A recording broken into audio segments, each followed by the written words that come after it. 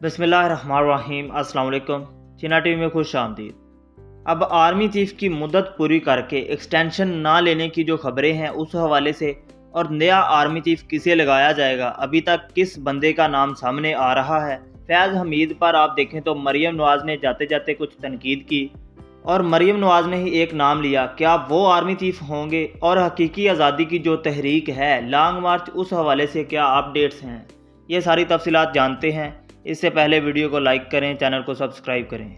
اب آپ دیکھیں کہ یہ جو آرمی چیف کا معاملہ ہوتا ہے، اس میں جو میرٹ لسٹ آتی ہے اس میں سے ہر بندے کی یہ خواہش ہوتی ہے کہ وہ اپنی فوج کا سپہ سالار بنے اور پاکستان کی آرمی کو لیڈ کرے۔ اب یہاں پر اس کی بنیادی وجہ یہ ہے کہ یہ جو سینیارٹی لسٹ آتی ہے، ان جنرلوں کے پاس صرف ایک ہی موقع ہوتا ہے کہ وہ آرمی چیف بنے یا اس سے ریٹائر ہو جائیں۔ لیکن جب بھی ہمارے ملک میں نئے آرمی چیف کی تقرری کا موقع آتا ہے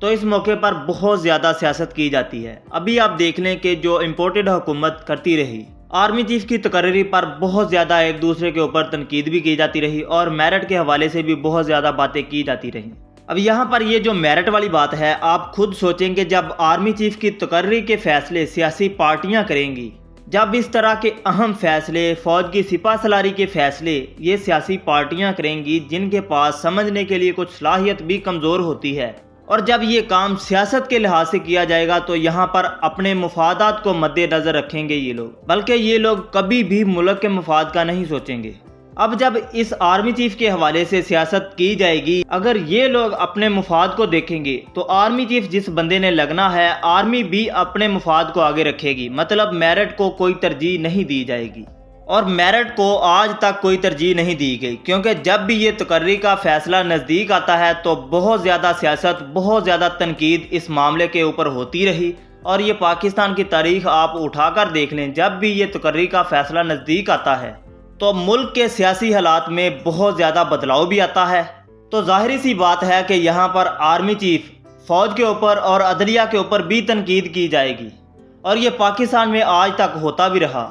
اب یہاں پر آپ دیکھیں تو army chief general Qamar Javed Bajwa نے واشنگٹن میں بیٹھ کر اپنی مدت پوری کر کے عہدہ چھوڑنے کا ایک اظہار کیا اور کہا کہ 2 ماہ بعد عہدے کی دوسری مدت پوری ہونے پر وہ ریٹائر ہو جائیں گے۔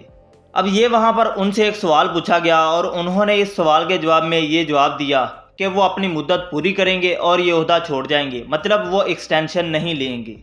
اب یہ بات army chief general Qamar Javed Bajwa نے کچھ اس طریقے سے کی کہ وہ اپنا وعدہ پورا کریں گے، جو انہیں ایکسٹینشن دی گئی تھی وہ ایکسٹینشن کی مدت پوری کریں گے اور بعد میں اپنا وعدہ پورا کریں گے۔ ایک اور اہم بات سامنے آئی کہ فوج نے خود کو سیاست سے دور کر دیا ہے، یہ بھی آرمی چیف نے کہا، اور اب فوج سیاست سے دور ہی رہے گی۔ لیکن آپ دیکھیں تو اس ایکسٹینشن کے معاملے پر اور نئی آرمی چیف کی تقرری کے اوپر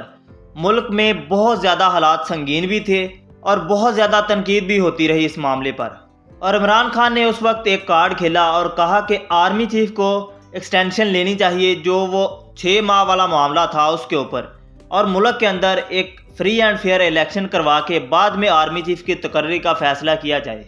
اب 27 ستمبر کو پیچھے 5 جرنیلوں کی ریٹائرمنٹ ہوئی، اس کے بعد ایک نئی سینیارٹی لسٹ آئی جس میں پہلے نمبر پر جنرل عاصم منیر تھے اور دوسرے نمبر پر ساحر شمشاد مرزا، تیسرے نمبر پر اظہر عباس اور چوتھے نمبر پر تھے نعمان، 5ویں نمبر پر فیض حمید کا نام آتا تھا۔ اور یہ جو سینیارٹی لسٹ آئی تھی اس کے بعد بھی 27 نومبر کو جنرل عاصم منیر نے بھی ریٹائر ہونا تھا اور بعد میں پھر ایک نئی سینیارٹی لسٹ آنی تھی، اس میں ساحر شمشاد مرزا نے پہلے نمبر پر آنا تھا، اظہر عباس نے دوسرے نمبر پر اور جنرل نعمان حیدر یہ تیسرے نمبر پر، چوتھے نمبر پر آنا تھا فیض حمید میں، اور بعد میں ایک نام سامنے آیا جنرل عامر کا، جس کے حوالے سے یہ بھی کہا جاتا رہا کہ یہ زرداری کے بہت ہی پسندیدہ آدمی ہے، ہو سکتا ہے کہ زرداری کی خواہش پر انہیں آرمی چیف کے لیے چنا جائے۔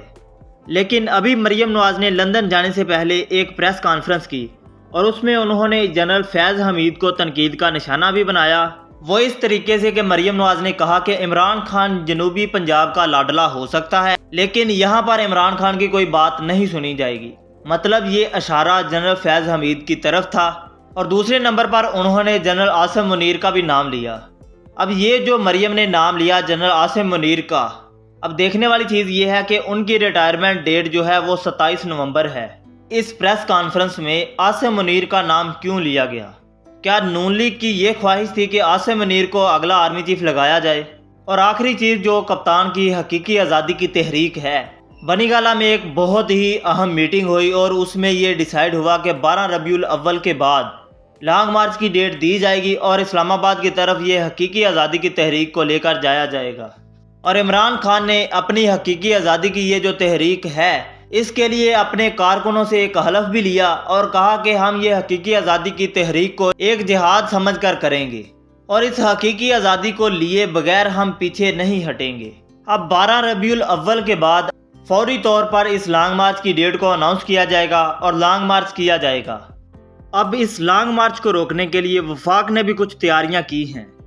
آنسو گیس کے شیلز بھی منگوائے گئے، وہ ڈرونز کے ذریعے عوام کے اوپر پھینکے جائیں گے۔